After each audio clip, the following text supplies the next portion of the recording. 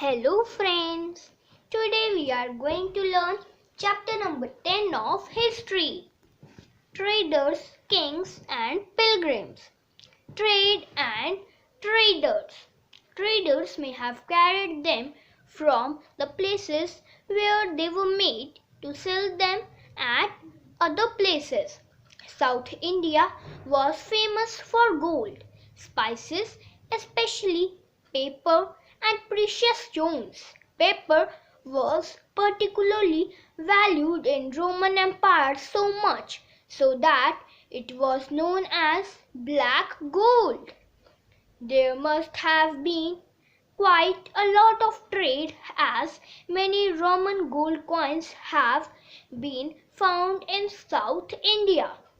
Traders explored several sea routes.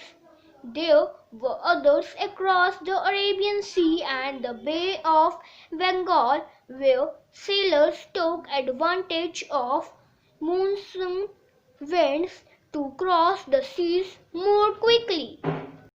New kingdoms along the coast. The southern half of the subcontinent is marked by a long coastline and with hills, plateaus and river valleys. Chiefs and kings who control the river valleys and the coast become rich and powerful. The chiefs did not collect regular boxes. Instead, they demand and received gifts from the people. They also went on military expeditions and collected tribute from neighboring areas. The most important ruler of the Satavahanas was Gautamiputra Sri Satakarni. He and other Satavahana rulers were known as lords of the Dakshinapatha, literally the route leading to the south, which was also used as a name for the entire southern region. The story of the Silk Route. Techniques of making silk were first invented in China around 7,000 years ago. While the methods remained closely guarded secret for thousands of years, some people from China who went to distant lands on foot, horseback and on camels carried silk with them. The paths they followed came to be known as the Silk Route. About 2000 years ago, wearing silk became the fashion amongst rulers and rich people in Rome.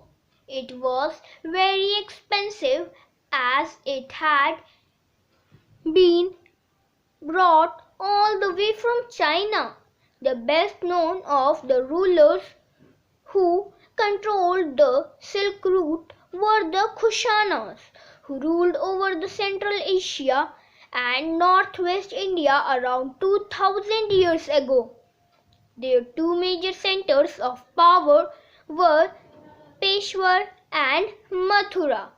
During their rule, a branch of Silk Route extended from Central Asia down to the seaports at the mouth of the river Indus, from where silk was shipped westwards to the Roman Empire. The spread of Buddhism. The most famous Kushana ruler was Kanishka, who ruled around 1900 years ago. Ashwaghosha, a poet who composed a biography of the Buddha Charita, lived in his court. Ashwaghosha and other Buddhist scholars now began writing in Sanskrit. A new form of Buddhism known as Mahayana Buddhism now developed. This had two distinct features. Earlier, the Buddha's presence was shown in sculpture by using certain signs. For instance, his attainment of enlightenment was shown by sculpture of the peepal tree. The second change was a belief in bodhisattvas. These were supposed to be persons who had attained enlightenment.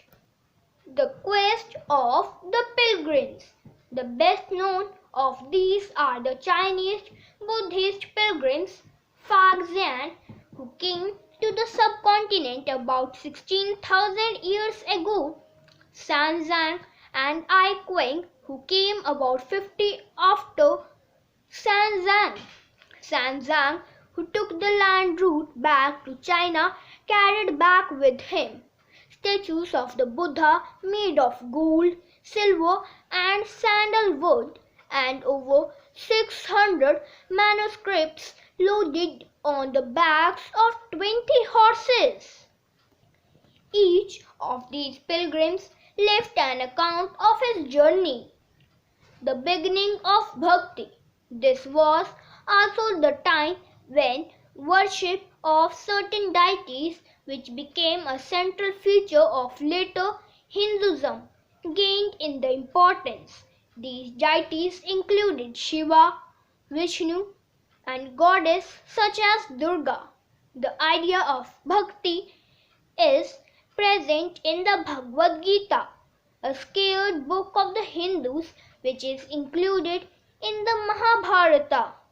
In this, Krishna, the god, asks Arjuna dharmas and take refuge in him, as only he can set Arjun free from every evil. According to this system of belief, if a devotee worships the chosen deity with a pure heart, the deity will appear in the form in which he or she may desire. Once this idea gained acceptance, artists made beautiful images of these deities. Thank you.